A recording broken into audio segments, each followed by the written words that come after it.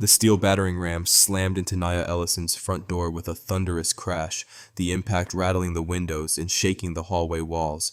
"Open the door, or we drag you out and tear this house apart," Captain Garrett Shaw's voice blasted through the megaphone. 15 deputies spread across her front lawn like they owned the property, their boots grinding through the grass while neighbors gathered across the street with their phones raised, recording every second. Sheriff Harlan Crow stood at the center of the scene in his tactical vest, smirking as he signaled his men to hit the door again.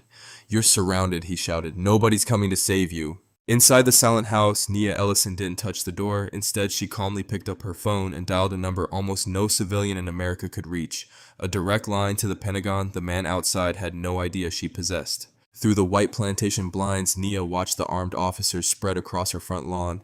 Their boots crushed the morning dew into the grass her father had tended for 40 years. Sheriff Harlan Crow stood in the center, hands on his belt, a fake smile plastered on his face. Next to him, Captain Garrett Shaw gripped his radio with white knuckles, barking orders.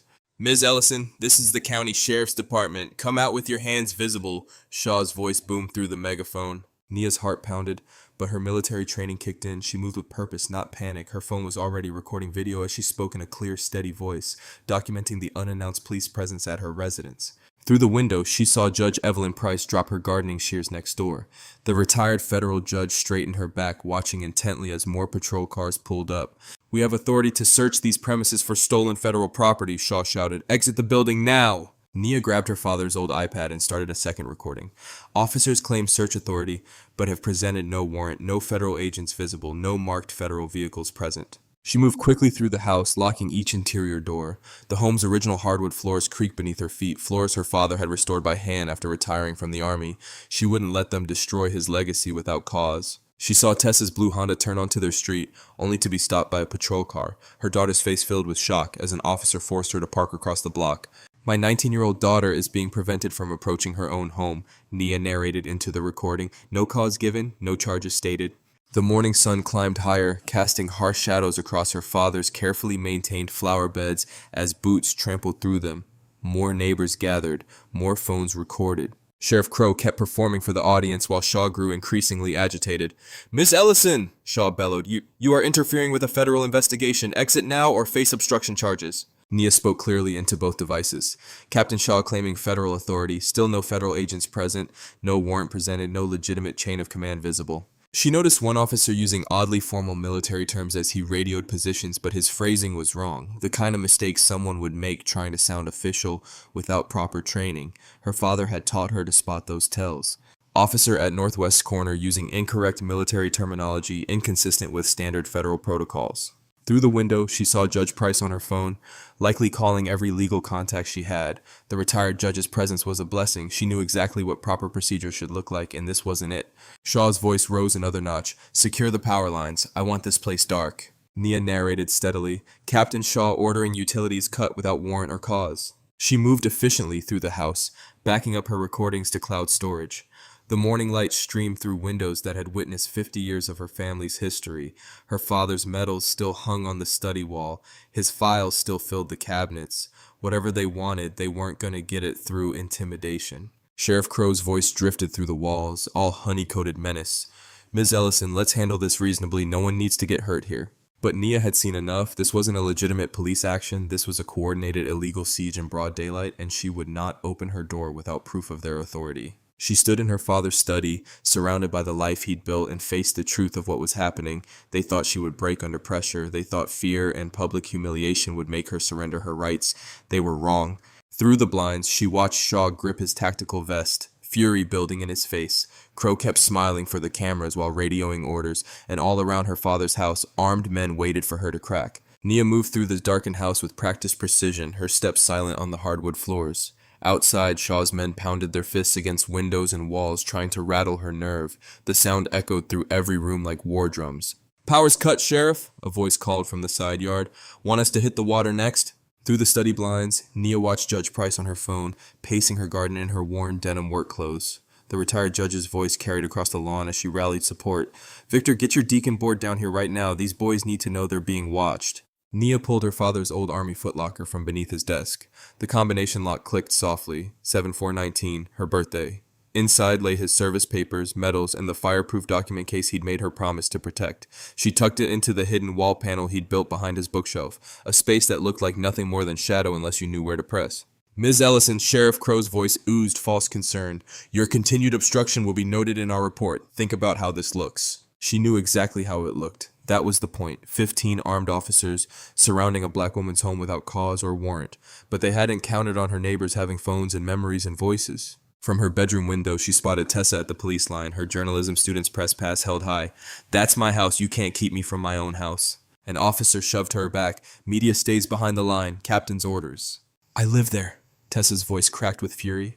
That's my mother in there. Nia wanted to run to her daughter, but training kept her focused. She methodically photographed every window's view, documenting officer positions and faces. Her phone automatically backed up each image to 3 separate cloud accounts. They couldn't erase this. The house grew warmer as the disabled AC went still. Sweat trickled down her neck, but she kept moving. In the kitchen, she found her father's old battery-powered camping lantern. Its beam cut through the artificial darkness as she worked. She dialed her attorney's office, speaking clearly into the voicemail. This is Nia Ellison. I am recording unlawful police action at my residence. 15 armed officers present. No warrant shown. Power cut. Daughter denied access. Judge Evelyn Price witnessing. Please respond.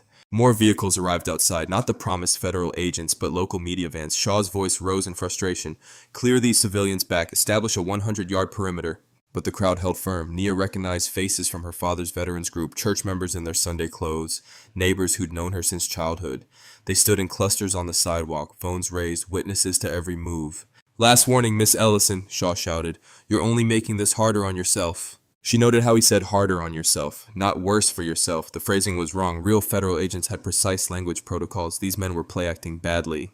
Through her father's study window, she watched an officer direct units using mangled military terms. Alpha Team established defensive positions at Vector Point Charlie. It was gibberish, the kind of talk someone would use after watching too many action movies. They're trying to make her look unstable, Judge Price's voice carried from next door. Getting all those news cameras here before they even show a warrant, making it a spectacle. The judge was right. They wanted her to break, to run out screaming, to give them an excuse. Instead, Nia documented everything with military precision. Positions, statements, witnesses. The house grew stuffier as the summer sun beat down. Officers circled like wolves, testing windows, rattling doors. Sheriff Crow kept up his performance for the cameras. Now, folks, I know this looks concerning, but we have information about serious federal violations. Miss Ellison just needs to cooperate. But he still showed no warrant, made no specific charges, presented no federal credentials. In the study, Nia pulled her father's old Bible from his desk drawer. The leather was worn soft from years of handling. Her father had read from it every morning, right up until the day he died. If armed men ever come to the house in daylight, he told her once, you use this number, only in daylight, baby girl. That's when they think they're untouchable. She'd thought it was his PTSD talking. He'd grown paranoid near the end, haunted by something he wouldn't name, but he'd made her memorize where to look. Inside the cover, behind the dedication page, sweat dripped onto the thin pages as she opened it by lantern light. There, taped carefully to the inside cover, was a single sheet of paper. On it, written in her father's precise hand, was a phone number she'd never seen before, and 3 words, Pentagon direct line. In the hushed darkness of her father's study, Nia's fingers trembled slightly as she dialed the number from the Bible. The lantern cast long shadows across the room while heavy boots scraped against her front porch. She could hear Shaw's rising frustration through the walls. Final warning, Ms. Ellison, don't make us force entry. Nia pressed the phone to her ear, heart pounding. 1 ring, 2 rings. On the 3rd, a crisp voice answered. Office of Special Operations Oversight. My name is Nia Ellison, she said, keeping her voice steady despite the adrenaline coursing through her body. I'm calling regarding service number 874194421, Master Sergeant James Ellison. A pause. Go ahead. Nia took a deep breath and spoke the phrase her father had made her memorize. Daylight breach of Protocol 7. The line went dead silent. When the voice returned, it was sharp with alertness. Status report. Unauthorized domestic retrieval operation in progress at my residence, Nia reported, falling back on her military training. 15 local officers present, led by Sheriff Harlan Crow and Captain Garrett Shaw. No warrant shown. Full perimeter established. Power cut. Attempts to isolate from witnesses. Are you recording? Yes, multiple devices. Cloud backup. Good. Maintain documentation. Do not surrender any materials. Stand by. Through the window, Nia watched Shaw gesture angrily at his men. Get those bolt cutters. She wants to play games. We'll show her games. The Pentagon voice returned. Ms. Ellison, repeat after me, loud enough for your recordings. I formally request immediate warrant verification through federal channels. Nia raised her voice clearly. I formally request immediate warrant verification through federal channels. Again, she repeated it louder, making sure both her phones caught it. Outside, a police radio crackled with new traffic. Different voices, different tone. An officer rushed up to Crow with a phone. The sheriff's face changed as he listened, color draining from his confident expression. Ms. Ellison, the Pentagon voice continued, state investigators have been notified. Federal observers are en route. Maintain your position. Document any attempts at forced entry. Do not open doors without visual confirmation of proper credentials. Through her window, Nia watched Shaw grab his radio. All units, expedite search positions. We need to complete this operation now. But the other officers had noticed the change in radio traffic. They shifted uneasily, some lowering their weapons, others checking phones. The crowd of witnesses had grown larger. Tessa held her phone high, narrating everything for her live stream. They cut the power to intimidate her. No warrant, no probable cause, just 15 armed men surrounding a black woman's home in broad daylight. Judge Price's commanding presence drew neighbors closer as she spoke. Keep those cameras rolling, document every face, every vehicle, every action. Truth needs witnesses. Shaw's frustration boiled over. He pulled two deputies aside, speaking in harsh whispers while pointing toward the back of the house. They nodded and began moving along the perimeter, trying to look casual. Target address is now flagged, the Pentagon voice informed Naya. All body camera footage has been marked for preservation. Local dispatch has been notified of federal interest. State Internal Affairs is responding. Through the window, Naya spotted the first black SUV rolling slowly down her street, then another and another. The vehicles moved with quiet authority, government plates catching the sunlight. Men in suits emerged, accompanied by state police investigators in tactical gear. The change in the officer's demeanor was instant and dramatic. Those who had been shouting threats now stared at their boots. Others busied themselves with equipment, avoiding eye contact with the arriving authorities. Sheriff Crow's phone rang again. This time his face didn't just pale, it crumpled. He grabbed Shaw's arm, whispering urgently. The captain's aggressive stance deflated as he listened. Ms. Ellison, the Pentagon voice returned. Federal observers are on scene. State investigators will establish a new perimeter. Remember, do not open your door without proper warrant verification from appropriate authorities. Understood? Nia replied, watching more official vehicles arrive. The street was filling with serious-faced men and women carrying badges that made her local police force step back. Tessa's live stream captured it all. State police are here now. The sheriff looks like he's about to be sick. Captain Shaw just threw his tactical vest in his car. The officers who had surrounded her house with such intimidating authority now looked like schoolboys caught in a dangerous prank. Some hurried to their vehicles. Others stood frozen, uncertain whether leaving or staying would make things worse. Judge Price's voice rose above the confusion. Now we'll see what a real warrant looks like, if one exists at all. Through her father's study window, Nia watched the men who had come to terrorize her transform from predators to prey. The black SUVs kept coming, their tinted windows reflecting the harsh daylight. Each new arrival made the local officers shrink further into themselves, their earlier bravado evaporating in the summer heat. Under the harsh afternoon sun, Sheriff Crow's polished facade began to crack. State investigators in dark suits moved methodically through the crowd of officers, collecting body cameras and phones. Federal observers with stern expressions took notes, while internal affairs personnel separated deputies for questioning. This was a legitimate emergency response, Crow announced loudly, forcing a smile that didn't reach his eyes. We received credible information about stolen federal property. Then you can produce the warrant. A state investigator cut in, her badge gleaming, along with the federal authorization for this operation. Crow's smile faltered. Given the time-sensitive nature, there is no warrant. No paperwork at all, Judge Price called out from her position near the property line. Just 15 armed men surrounding a woman's home without cause. Captain Shaw paced near his vehicle, barking at younger officers. Stop standing around like idiots. Secure your gear and maintain position until... Actually, another investigator interrupted. All personnel need to remain exactly where they are. Equipment stays in place for documentation. Shaw's face reddened. Now listen here. Captain, the investigator's voice hardened. That wasn't a suggestion. Your aggressive tone is already raising concerns about command conduct during this operation. Neighbors pressed closer, phones recording every exchange. Tessa's live stream captured Shaw's barely contained rage as he stomped away from his subordinates. Her commentary was precise and damning. The captain who threatened to break down my mother's door can't even look at federal badges without losing his composure. Inside the house, Nia watched through her windows as the scene transformed. The officers who had surrounded her home now stood uncertainly in small clusters, their earlier bravado replaced by nervous glances. Some whispered into phones, others stared at their boots while investigators collected their tactical gear. Ms. Ellison, Judge Price called from outside. "I have a state internal affairs investigator here. Would you like me to verify their credentials?" "Yes," Nia responded through her security system. "Please check their ID and badge number." The investigator held up her credentials for Evelyn's careful inspection. The judge examined them thoroughly, then nodded. "Legitimate state authority, Naya. Agent Sarah Martinez, Internal Affairs Division." "Ms. Ellison?"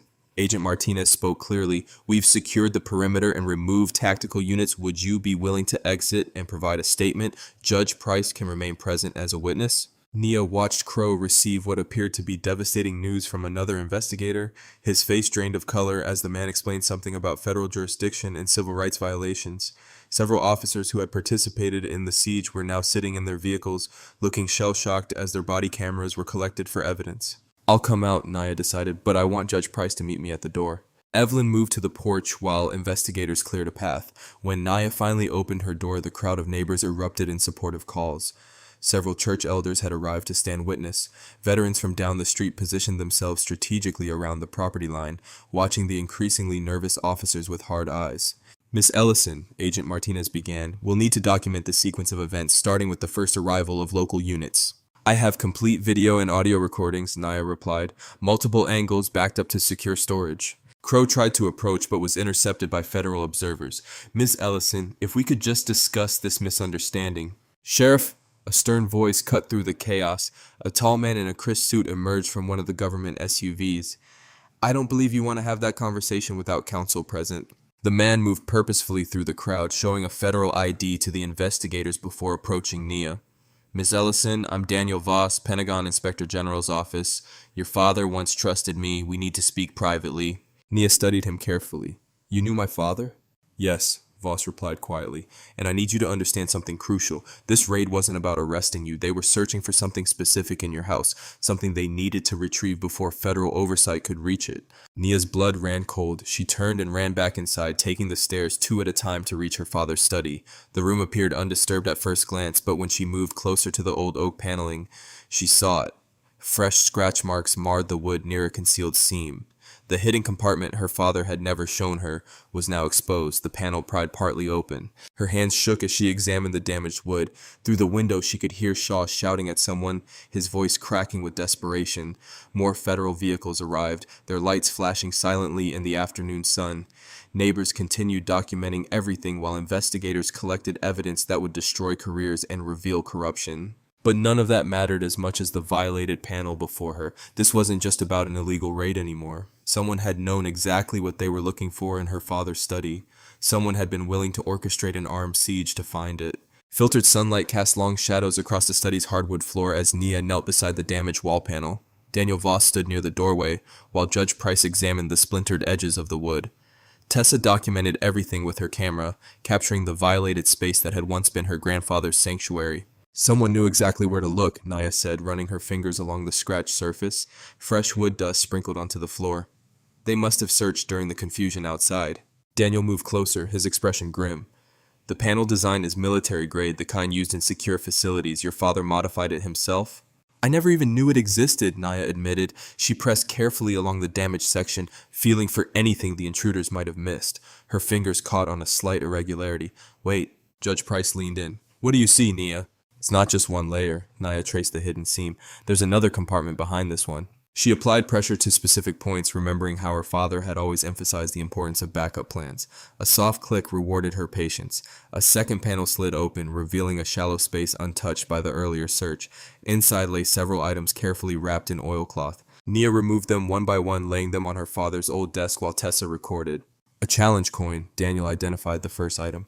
"That's from our old investigative unit." He picked it up, turning it to catch the light. "I haven't seen one of these in 20 years. Nia unwrapped a bundle of papers covered in her father's precise handwriting. The notes were filled with strings of numbers and letters clearly coded. A storage locker number was written clearly on one corner. Mutter 47 to B.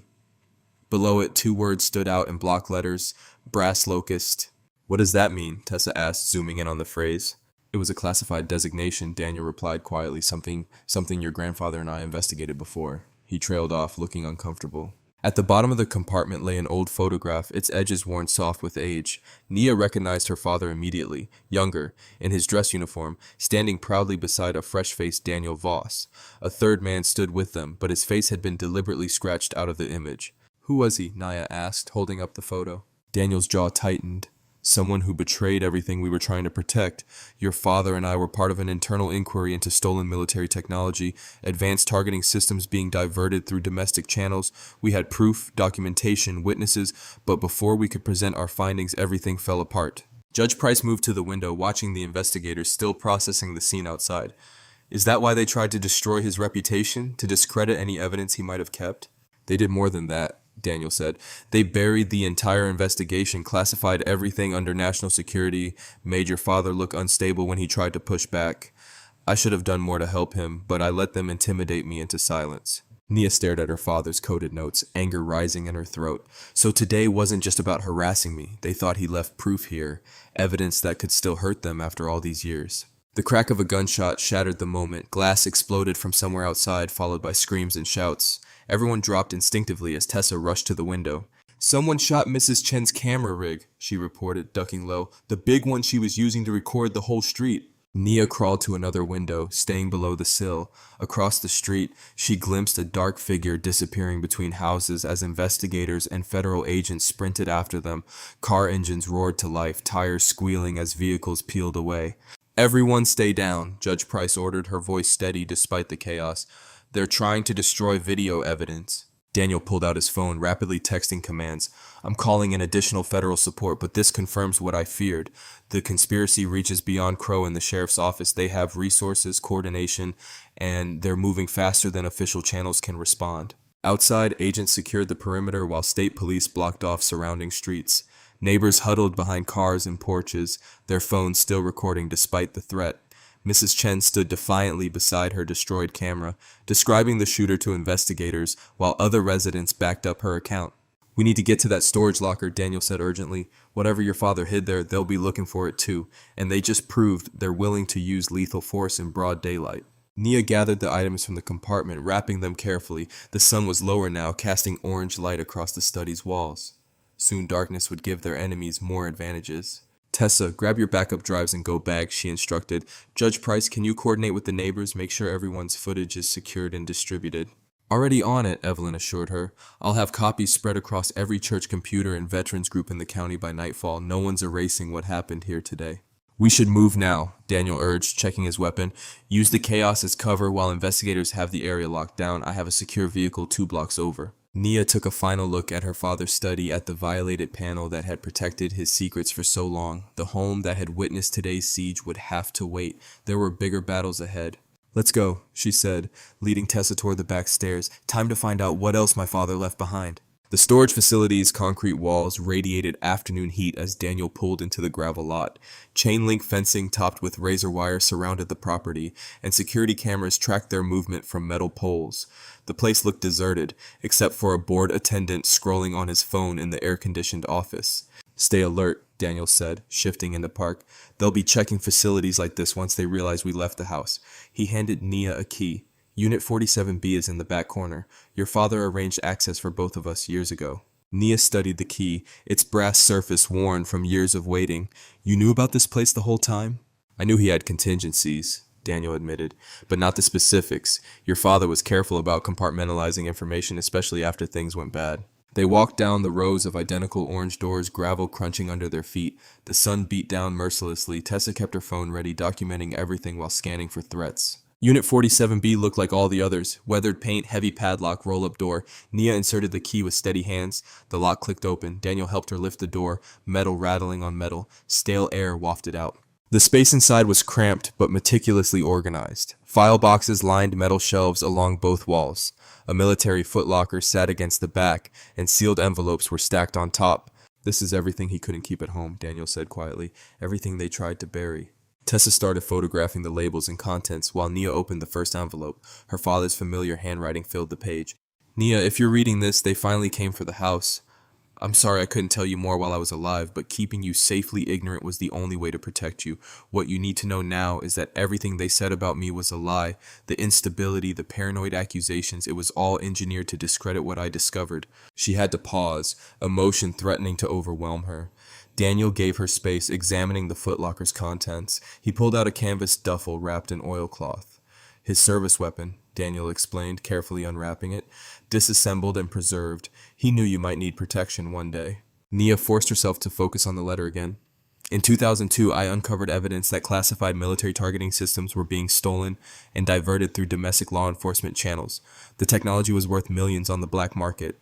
Local agencies provided cover through inflated training budgets, while private security contractors handled distribution. I gathered proof, filed reports through proper channels. Then 3 soldiers died during an unauthorized test of the stolen components. Ooh. Yeehaw. I remember that incident, Daniel said. It was classified as a training accident. Your father tried to link it to the theft ring, but suddenly all his evidence disappeared. His security clearance was revoked. His mental state was questioned. They made him look delusional. Tessa held up a file. There's documentation here, financial records, shipping manifests, internal memos, all connecting local officials to something called Prairie Shield Security. A private contractor, Daniel confirmed. They supplied tactical training to police departments across 3 states. Perfect cover for moving stolen tech. Nia found more letters, each dated and sealed. Instructions, locations, contact numbers. Her father had prepared for every contingency. In one envelope, she found an old keycard and building plans for a county training facility. The footlocker yielded more evidence, photographs of midnight deliveries, recorded conversations on microcassettes, ledgers tracking payments through shell companies. Her father had documented everything while they systematically destroyed his reputation. Some of these records implicate current officials, Tessa said, scanning documents with her phone. Sheriff Crow's name appears multiple times, and Councilman Elias Hale, he's listed as a financial backer of Prairie Shield. That explains the coordinated response today, Daniel said. They're still protecting the operation after all these years. Your father hid evidence that could expose dozens of people in power. Nia checked her watch. We need to move. They'll trace us here eventually. They quickly sorted through the remaining materials, taking only the most crucial evidence. Nia packed the letters and key documents into her bag while Tessa backed up her photos to encrypted cloud storage. Daniel wrapped the disassembled sidearm back in its oilcloth. What about the rest? Tessa asked, looking at the shelves of remaining files. We'll have to come back with a proper team, Daniel said. Right now, we just need enough proof to force an official investigation. They carefully closed the unit, replacing the lock. The lot was still empty except for the attendant's car. Everything looked normal, undisturbed. Daniel drove them back toward the main road, taking a different route than they'd arrived. The late afternoon sun cast long shadows across the pavement. They were less than a mile from the storage facility when Nia noticed it in the side mirror, a black SUV pulling out from a side street, matching their speed. We've got company, she said quietly, watching the vehicle settle into position behind them.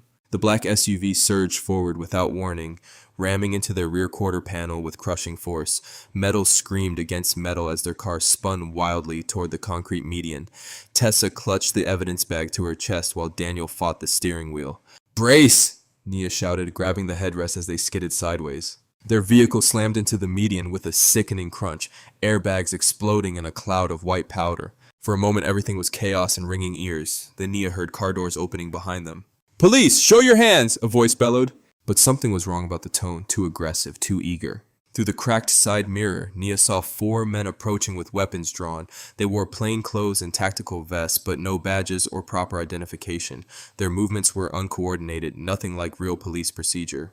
Tessa, stay down, Nia ordered, reaching for the duffel bag. Her fingers found the oilcloth wrap containing her father's disassembled sidearm. Years of military training took over as she quickly joined the pieces together. Daniel shifted painfully beside her, blood seeping from a graze on his upper arm where glass had cut him.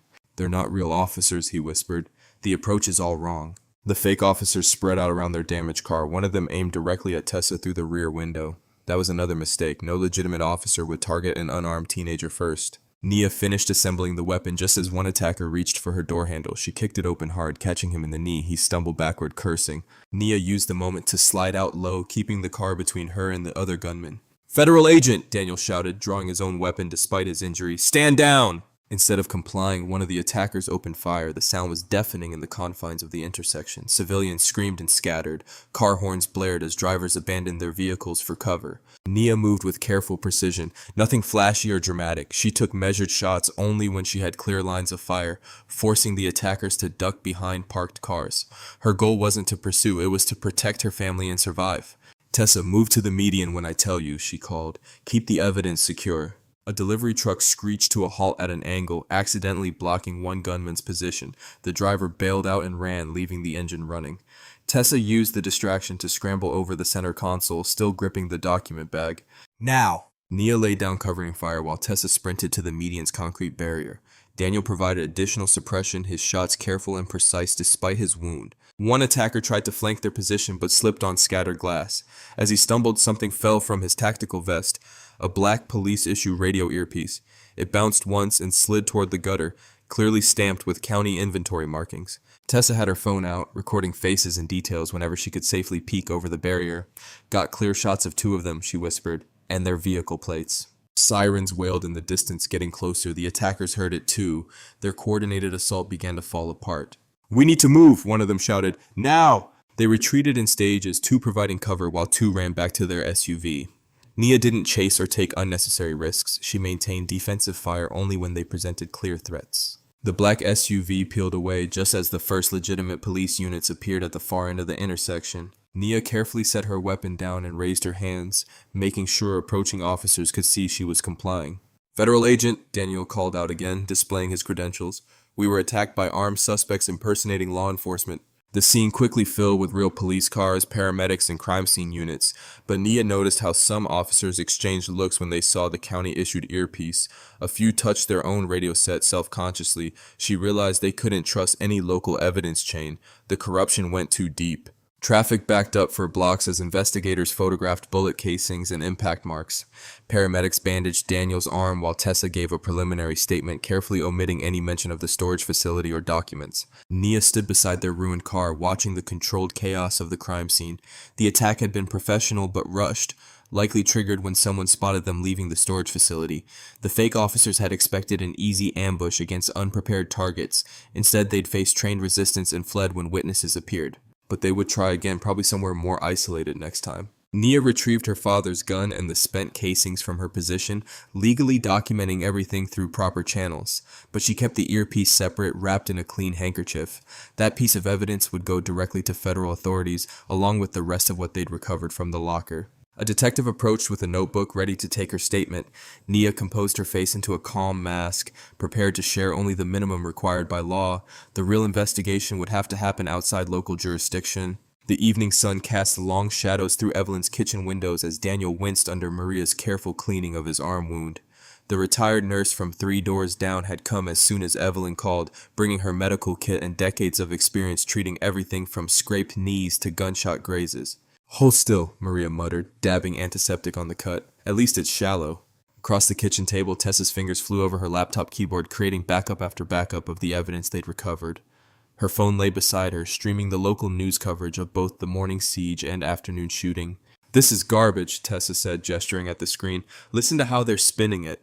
The news anchor's voice filled the kitchen. Questions remain about this morning's law enforcement operation at the home of a local resident with alleged ties to missing federal property. Sheriff Crow's office describes the incident as an unfortunate miscommunication that escalated unnecessarily.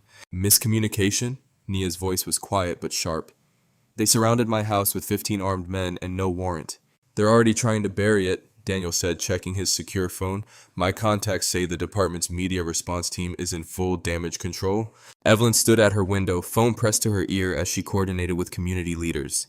"Yes, Pastor Williams, we need witnesses. Bring anyone you trust. These people operate in shadows. We're going to shine light on every corner." Nia's own phone buzzed with notifications. Anonymous accounts were spreading selected pieces of her background online. Her military service twisted to suggest instability. Her father's final years used to imply hereditary paranoia. Her home security measures painted as signs of dangerous obsession. "They got my bank records somehow," Tessa said, scrolling through social media. "They're trying to make it look like we're hiding something." A knock at the front door made everyone tense. Evelyn checked through the peephole, then opened it cautiously. Mrs. Chen from across the street stood there wringing her hands. "I'm sorry," she said, voice shaking. "2 men came to my house. They said I shouldn't talk about what I saw this morning. They said it could affect my son's teaching job at the high school." "Come in," Evelyn said firmly. "You're not alone in this." As evening approached, more neighbors arrived. The retired Marine who lived on the corner, 3 pastors from local churches, the president of the neighborhood association, fellow veterans who'd served with Nia's father. They formed a protective circle of witnesses, taking shifts to watch both Nia's house and Evelyn's through the night. "They can't intimidate all of us," Evelyn said, serving coffee to the volunteers in her living room. "This community stands together." The side door opened and closed quietly. Lieutenant Adrian Cole stepped into the kitchen, still in uniform but without his utility belt. He held his hands open, showing he was unarmed. "I came alone," he said softly. "What happened today was wrong." Some of us want to help make it right. Daniel moved to put himself between Cole and the evidence files. Why should we trust you? Because I've spent 15 years watching this department rot from the inside, Cole replied. Because I have a teenage son too, and I don't want him growing up in a town where police can lay siege to an innocent woman's home. Nia studied him carefully. She'd seen Cole during the morning raid. He'd been one of the few officers who seemed uncomfortable with the operation. I have information, Cole continued. Sheriff Crow is meeting Councilman Elias Hale tonight at the old Civic warehouse on Industrial Drive, the one that's supposed to be closed for renovation. Whatever they're planning, it's happening soon. Could be a trap, Daniel warned. Could be our only chance to see who Crow's really working for, Nia countered. She turned to Cole. Why tell us this? Because I took an oath to protect and serve, Cole said, not to help corrupt men hide their crimes. He headed for the door, then paused. Be careful, Hale isn't just some politician. He has private security contractors on his payroll. After Cole left, Nia divided the evidence into separate packages, giving copies to Evelyn for safekeeping. If anything happens, release everything to every media outlet on this list. Daniel checked his weapon while Tessa packed her camera gear. Outside, the witness network settled in for their night watch, determined to protect their neighbors from further intimidation. As the sun set behind the trees, Nia led Daniel and Tessa to her car. The warehouse was on the edge of town, far from streetlights and witnesses. Whatever they found there would have to be documented perfectly. There wouldn't be a second chance. Evelyn stood in her doorway, straight-backed and resolute. Remember what your father always said. Record everything, trust your training, and never let them see fear. Nia nodded, then slipped behind the wheel. As they pulled away from the curb, porch lights clicked on up and down the street, silent signals of solidarity from neighbors refusing to look away. Darkness cloaked the industrial district as Nia crouched behind a stack of wooden pallets, her muscles tense from holding still. The abandoned warehouse loomed ahead, its broken windows like empty eye sockets in the dim security lighting. Daniel knelt beside her, while Tessa balanced her camera on a stabilizer, the lens focused on the loading dock. Movement, Daniel whispered, pointing to a black SUV rolling silently down the access road, headlights off. The vehicle stopped at the warehouse's side entrance. Sheriff Harlan Crow stepped out, straightening his civilian jacket and glancing around the empty lot. Behind him, an unmarked white van pulled up, its government plates visible in the weak light. Councilman Elias Hale emerged from the van's passenger side, his expensive suit incongruous against the decrepit setting. Two men in tactical gear flanked him, their postures screaming private security training. Recording. Tessa breathed, her camera capturing every detail. Nia adjusted the directional microphone, aiming it carefully through a gap in the pallets. The audio feed crackled in her earpiece as Crow and Hale converged in the shadows. This is becoming expensive, Hale said, his cultured voice tight with irritation. The Pentagon investigator was never supposed to surface. Now we have federal attention we can't afford. We can contain it, Crow insisted, once we recover the drive. Once? Hale cut him off. You assured me this morning's operation would secure everything. Instead, you've managed to create exactly the kind of spectacle we've spent decades avoiding. Daniel leaned closer to Nia, his voice barely audible. He's running damage control. Brass Locust must still be active, Crow's response carried clearly through the microphone. My men are monitoring every move she makes. The minute she accesses the evidence, we'll know. See that you do, Hale replied. I've invested too much in this pipeline to let it collapse now. The buyers expect regular shipments, and our law enforcement partners require their cut. Nia's hand tightened on the microphone as the pieces clicked together. Her father's investigation hadn't died. The weapons technology theft network had simply evolved, using police departments as cover for moving classified material. The county systems will be frozen by federal oversight within days, Crow said. We need to move fast and stop talking and find that drive, Hale snapped. Use whatever resources necessary. If she's anything like her father, she'll try to expose everything. A car engine rumbled in the distance. Daniel tensed. We need to move now. Patrol lights suddenly flashed at both ends of the street, casting strobing red and blue across the warehouse walls. Nia quickly packed the microphone while Tessa secured her camera. Back route, Daniel whispered urgently, through the alley. They slipped between buildings as radio static crackled behind them. The timing was too perfect. Someone had spotted them and called it in. Nia thought of Lieutenant Cole's convenient tip and felt sick. The betrayal shouldn't have surprised her, but it did. They emerged onto a parallel street where Daniel had parked their backup vehicle. As they pulled away, more police units converged on the warehouse. The night felt alive with predatory energy. Someone was waiting for us to take the bait, Daniel said, checking the mirrors constantly as they drove. Cole played us perfectly. The whole thing was staged, Nia agreed. They wanted to confirm we had evidence worth burning. Tessa reviewed the footage on her camera's screen. At least we got what we came for. But it won't matter if we don't make it back, Daniel cut in, taking another turn to shake any potential tails. Nia watched familiar houses blur past, each darkened window now a potential surveillance point.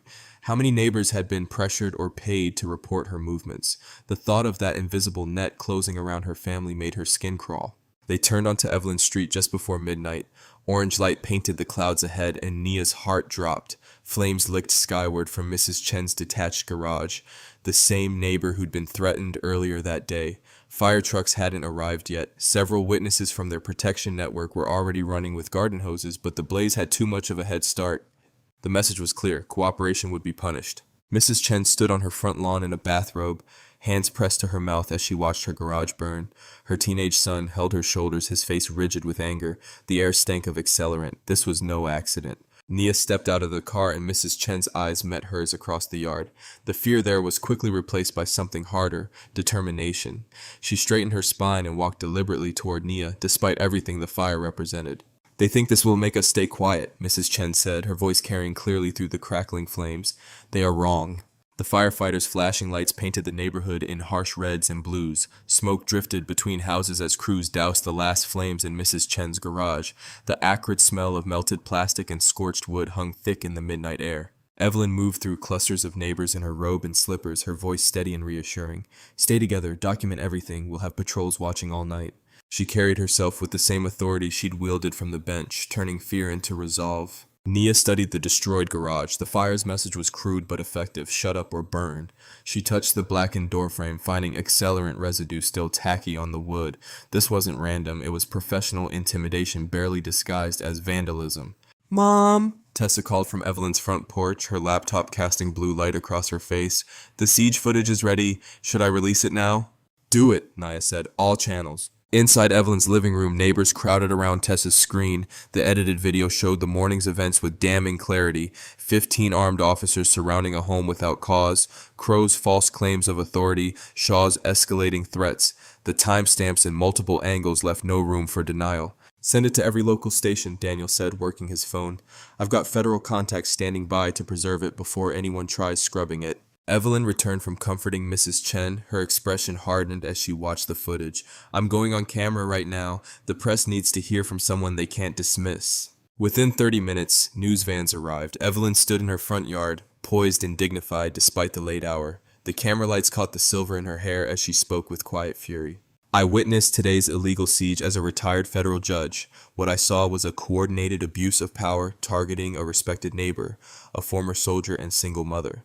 Hours later, apparent retaliation destroyed property while armed men tried to silence witnesses. This corruption must end." Her words carried the weight of decades on the bench. The reporters leaned in, hungry for more. Evelyn gave them exactly what they needed: clear, quotable condemnation from a trusted voice. Daniel stepped away from a phone call, his face brightening.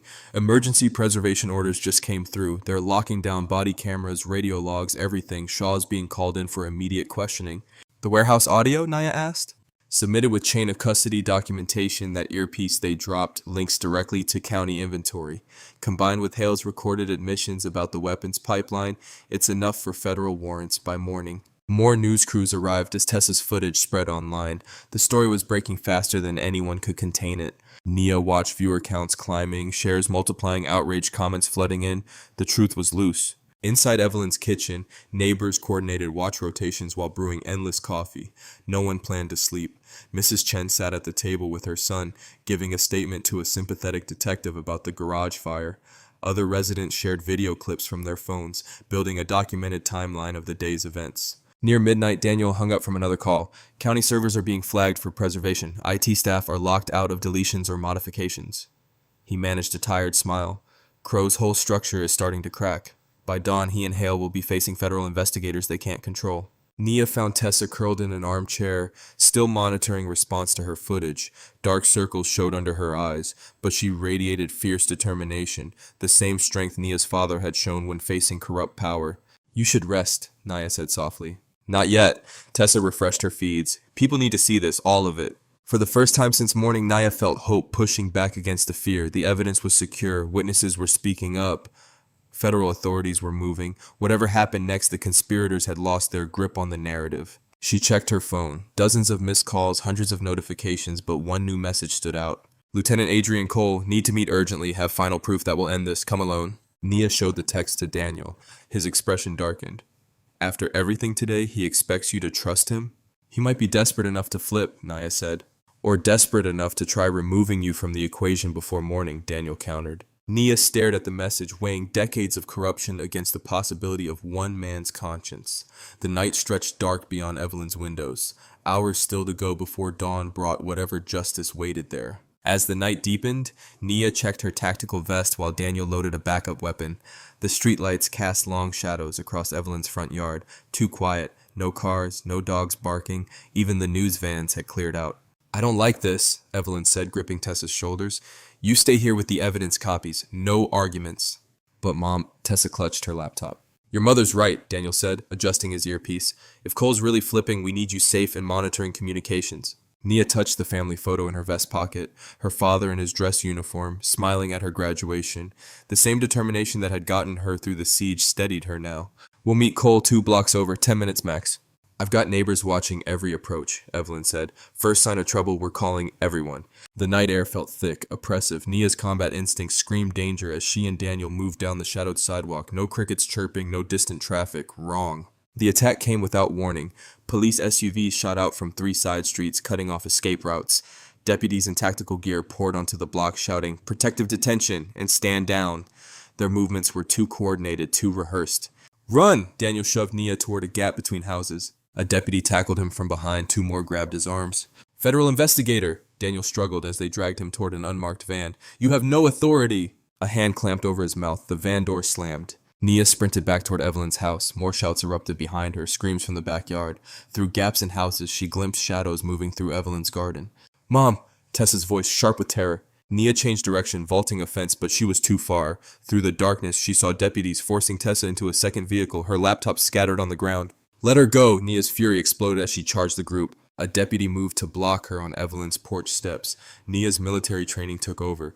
She deflected his grab, used his momentum to slam him into the railing. Wood cracked. The deputy went down, clutching his shoulder. More vehicles screamed around the corner. Nia dove through hedges into the side yard as flashlight beams cut through branches. Radio static crackled.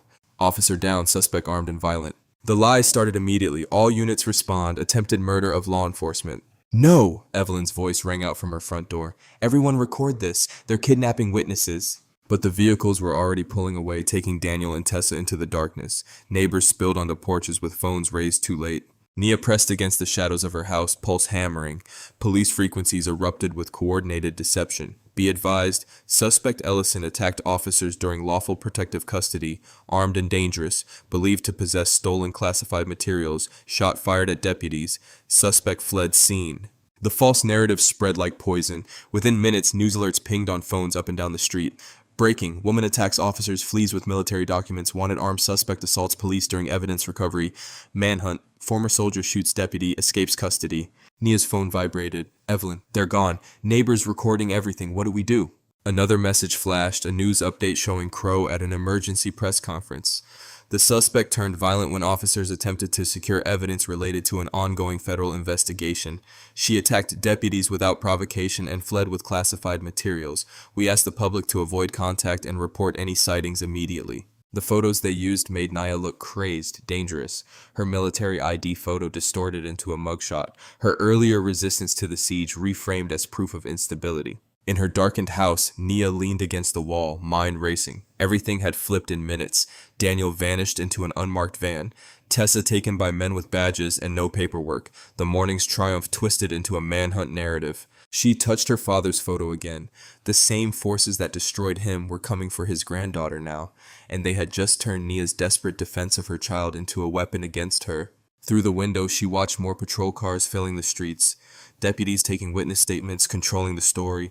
Neighbors who had supported her hours ago now looked uncertain, frightened. The false summit had shattered. In one savage turn, they had taken her allies, her daughter, and her credibility. Dawn was still hours away, but Nia knew the night's true darkness was just beginning. The beam of a police spotlight swept across Nia's yard for the 3rd time in quick succession. She pressed against the shadow of her house, counting seconds between patrols. 23 minutes since they took Tessa. 31 since Daniel disappeared into that unmarked van. When the cruiser passed, Nia slipped to the side window she always kept unlocked, an old army habit that had saved her more than once. The hinges moved silently as she eased inside. Her boots touched the floor without a sound. Her phone vibrated. "Evelyn, coast clear, coming over, found something." Nia's tactical vest felt heavy against her ribs as she moved through the darkness of her own home. Family photos watched from the walls. Her father in uniform, Tessa's high school graduation, 3 generations of strength and survival. Now she was alone in these rooms again, a fugitive in her own house. Another patrol car rolled past. Nia stayed low, remembering the siege from just hours earlier, how quickly everything had shifted from victory to disaster. The same officers who had surrounded her home in daylight were now hunting her in darkness. A soft tap at the back door, Evelyn's signal. Nia let her neighbor inside, noting how the retired judge's usual dignified posture had transformed into something harder, more focused.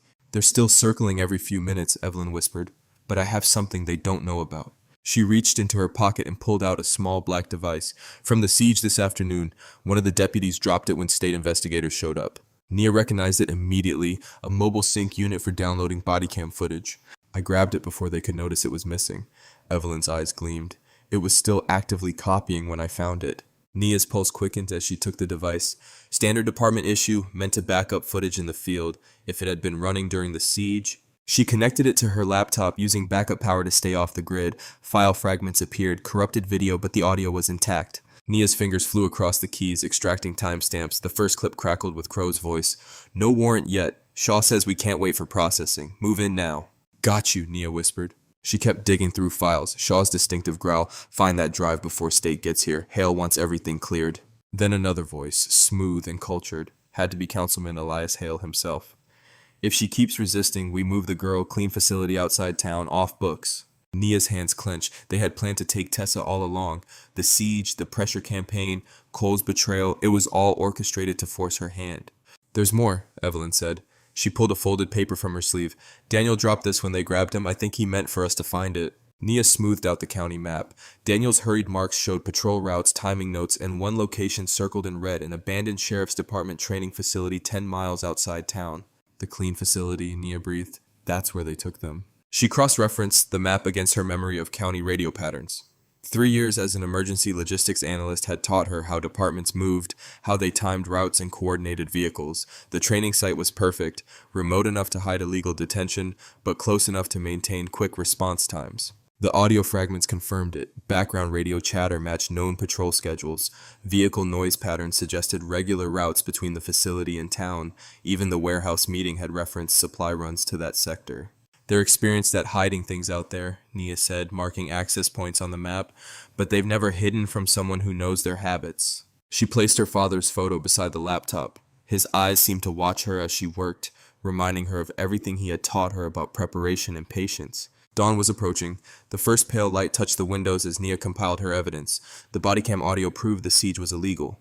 The facility location explained the kidnappings. Together they formed a chain of conspiracy that even Crow couldn't twist into a manhunt narrative. But evidence alone wasn't enough. They still had Tessa, they still had Daniel, and every minute Nia waited increased the risk that they would be moved or silenced. She touched her father's face in the photo. He had faced the same choice years ago, expose the truth or protect his family. They had destroyed him for choosing truth. Now they expected her to break the same way. Through the window, she saw another patrol car roll past, slower this time, hunting her, expecting her to run or hide or surrender. The sky was beginning to brighten. Soon the morning news would spread Crow's lies about a dangerous fugitive attacking officers. But Nia wasn't running anymore. She spread the map wider, marking entry points and patrol timing. Her military training merged with her analyst's eye, seeing patterns and possibilities. They thought they had trapped her.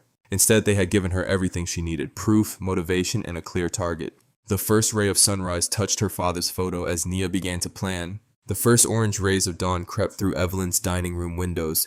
Coffee cups dotted the polished oak table, untouched and cold. No one had slept. 6 people hunched over laptops and phones: Nia, Evelyn, 2 Vietnam-era veterans from the church, and a pair of deacons who had witnessed the siege. 3 separate cloud servers, Nia said, her voice steady despite the exhaustion. "Each file package releases automatically if I don't enter a code every 2 hours. Her fingers moved across the keyboard, organizing the evidence: the body cam audio from the porch, the warehouse footage of Crow and Hale, her father's brass locus files showing the weapons technology pipeline. Deacon Williams nodded, his weathered face grim. "Already got 15 witnesses ready to move on your signal. Good folks who won't back down. Position them here and here." Nia marked locations on the map, far enough from the training facility to stay legal, close enough to document everything. She checked her watch. Once the evidence starts releasing, Crow and Hale will know they're exposed. That's when they'll try to move Tessa. They'll expect you to attack at night, said Victor, one of the veterans. Coming in daylight throws their playbook. A soft knock interrupted them. Evelyn checked the security camera she'd installed after the garage fire. Her breath caught. It's Daniel. Nia moved to the door, gun ready. But when Evelyn opened it, Daniel stumbled in, his face bruised and his suit torn. Dried blood crusted his temple. They had me in a county holding room, he gasped as they helped him to a chair. Heard deputies talking about moving your daughter at sunrise. I got loose during a shift change. Nia's hand tightened on his shoulder. Tessa, is she alive? Still at the training site. They're keeping her in the old equipment garage. He accepted a water bottle with shaking hands. But Cole? They killed him an hour ago. Made it look like suicide. The room went silent. Nia closed her eyes briefly. He was trying to help at the end, wasn't he? Daniel nodded. They had his son on drug charges, threatened to send the boy to state prison if Cole didn't cooperate. When he finally broke and tried to warn us, he didn't need to finish. Nia returned to the laptop, her movements precise and controlled. She wouldn't let Cole's death be meaningless. The evidence had to reach the right people at the right moment. Federal prosecutors, she said, uploading the first package. State police internal affairs, 3 national media outlets, and my father's old Pentagon contacts. Each file landed in a secure dead drop, timed to release unless she stopped it. Evelyn coordinated with the deacons, mapping witness positions around the training facility. My clerk friends at the courthouse are ready. The moment anything happens to you, they file emergency motions in 3 jurisdictions. The veterans studied the facility layout.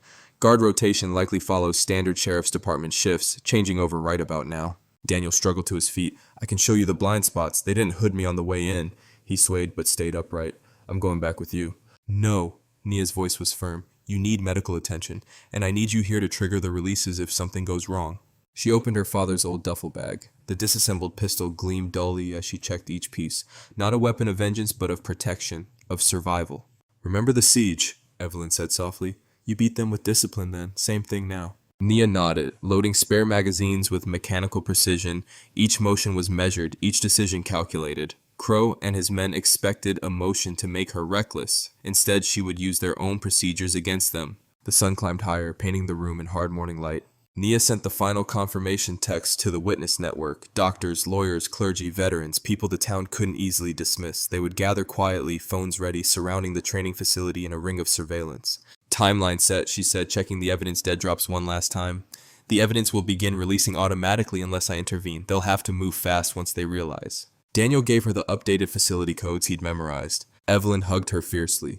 The veterans offered quiet words of support, their eyes showing they understood exactly what she faced. Nia stepped onto the porch, squinting in the full dawn light. The street was empty. Patrols had eased off, thinking she'd fled town. They never expected her to move in broad daylight. Ready? She asked Daniel, who insisted on driving her despite his injuries. He nodded grimly. Time to bring them into the light. Evelyn watched them pull away, then turned to her laptop. The evidence timer blinked steadily on the screen. In the coming hours, truth would begin cascading through every level of power in the county. She placed her hand on the keyboard, ready to activate the sequence that would force justice into the open. The morning sun climbed higher over Maple Grove as Nia's car moved steadily toward the county line, carrying her straight toward the people who had tried to bury both truth and family in darkness. The county training facility sprawled across 5 dusty acres, its chain-link perimeter glinting in the late morning sun. Concrete buildings and weathered storage sheds dotted the grounds, casting harsh shadows across packed dirt and old firing ranges. From their position on the service road, Nia and Daniel studied the layout through binoculars. 4 vehicles by the main building, Daniel whispered, his injuries making his breathing shallow. 2 sheriff's department, 1 unmarked SUV, and what looks like private security. Nia tracked movement through her scope. Men in tactical gear carried boxes between buildings while others established defensive positions. Their urgency confirmed they knew the evidence dead drops were ticking. There, Daniel pointed to a low equipment garage. That's where they're holding Tessa. 2 guards, rotating patterns. Nia measured angles and cover spots, her military training surfacing automatically. A maintenance shed offered Daniel a protected firing position with clear lines across the yard. The old concrete berms could give her concealment for a close approach. Remember, she said, checking her father's pistol one final time. We're not here for revenge. Control your shots. Wound if you have to, but no killing unless there's no choice. Daniel nodded, sweat beading on his bruised face. Evelyn's people are 7 minutes out. Federal response maybe 15.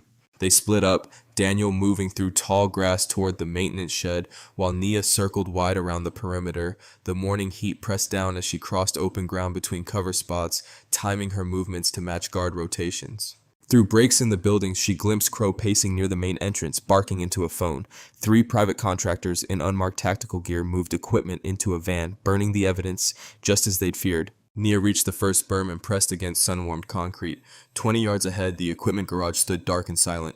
She raised her small signal mirror, catching light through a narrow window. After 3 seconds, an answering flash came from inside. Tessa was alert and watching. Good girl. A burst of static from the facility's external speakers made everyone freeze. The emergency broadcast system was activating across the county. Then Crow's own voice filled the air, the damning body cam audio from the siege now playing on every police and emergency channel in the state. No warrant. Find the drive before state arrives. Hale wants this contained.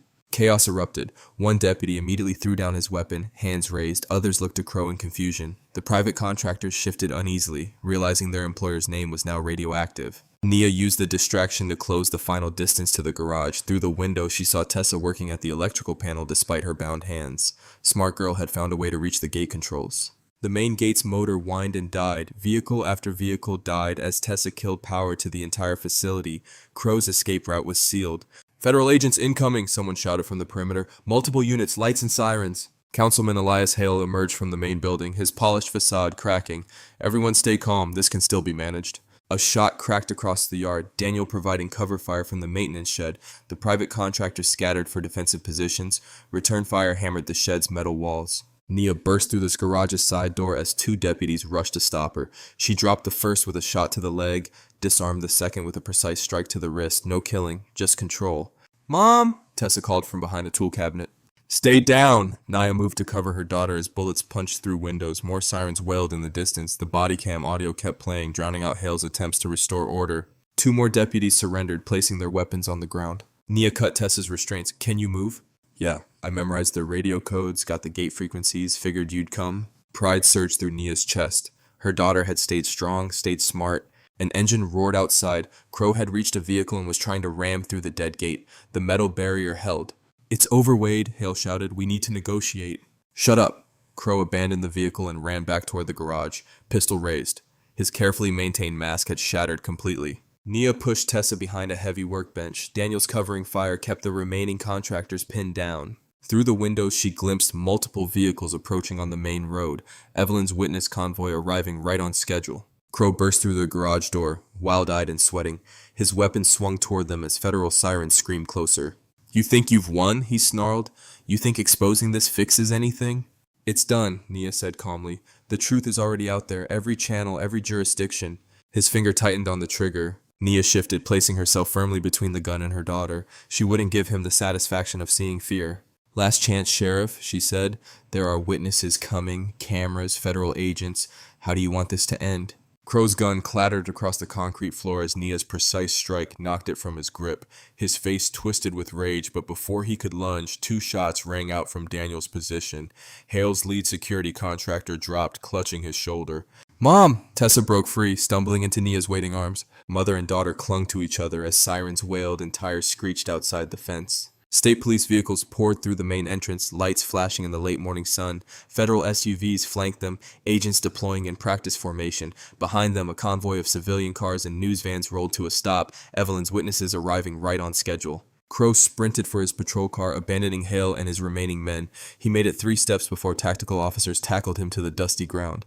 His polished badge skittered across the dirt as they secured his wrists with heavy cuffs.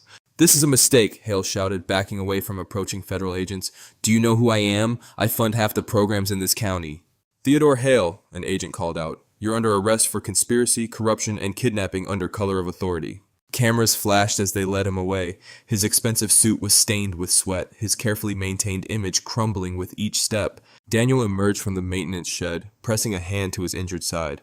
"Your father would be proud," he told Nia. "He died protecting evidence of Brass Locust, knowing someday someone would finish what he started." Tessa kept filming as federal teams secured the grounds. "Everything's documented," she said. "The siege, the warehouse meeting, the body cam audio, even the county-issued earpiece from the ambush. It all connects." Evelyn ducked under the crime scene tape, ignoring orders to stay back. She wrapped both Nia and Tessa in a fierce embrace. "I told them all morning, keep watching, keep recording. The truth had to come out in broad daylight." News helicopters circled overhead as state investigators processed the scene. Local stations interrupted regular programming to show Crow and Hale being loaded into separate vehicles. The body cam audio from the original siege played on repeat across every channel. No warrant, find the drive, Hale wants this contained. By early afternoon, the story had exploded. National media descended on Maple Grove, broadcasting live from the same streets where armed men had tried to intimidate a neighborhood into silence. Headlines flashed across screens: Brass Locust exposed, military tech theft ring operating through local law enforcement, decorated veteran vindicated, whistleblower's daughter breaks conspiracy, teen journalist's evidence brings down corrupt officials. Nia stood on her front porch, the same porch where 15 illegal officers had demanded entry just the day before. Workers repaired the damage from the siege while cameras rolled. The house that conspirators thought would be their easiest target had become the symbol of their downfall. Daniel gave statements confirming the truth about Nia's father. He discovered military targeting systems were being stolen and sold through police training programs. When soldiers died in a compromised test, he refused to stay quiet. They destroyed his reputation to bury the evidence, but he protected the proof until someone could expose it all. Evelyn received a standing ovation at an emergency community meeting. We are not powerless. When we stand together and bear witness, justice becomes unstoppable. Tessa's raw footage and detailed documentation drew praise from veteran journalists. News directors and editors called her reporting crucial and extraordinarily thorough under pressure. Neighbors who had watched in fear now gathered openly on the street, sharing stories with reporters. Veterans who had doubted Nia's father years ago came to apologize. Church leaders who had witnessed the siege organized support for families targeted by intimidation. As evening settled over Maple Grove, the mood shifted from tension to celebration. Where armed men had formed a perimeter of fear, children now played freely on front lawns. The same neighbors who had filmed through windows now shared food and embraces on front porches. Nia stood on her newly repaired porch as golden sunset light washed across the street. Tessa leaned against her shoulder, finally allowing exhaustion to show. Evelyn sat in her usual chair, maintaining her witness post out of habit now rather than necessity. Daniel rested against the railing, his injuries treated but his vigilance unwavering. Together they watched their community reclaim the space that corruption had tried to poison. Parents walked with children who had hidden in fear just hours ago. Elderly residents who had been afraid to speak now shared decades of stories about the neighborhood's history. Young activists who had documented everything networked with journalists to prevent similar abuses elsewhere. The house remained exactly where it had always been, a cornerstone of the community, a tribute to a father's sacrifice, and now a symbol of what ordinary people could accomplish when they refused to surrender to intimidation. The same walls that had sheltered Nia's methodical resistance now stood as a monument to justice served in broad daylight.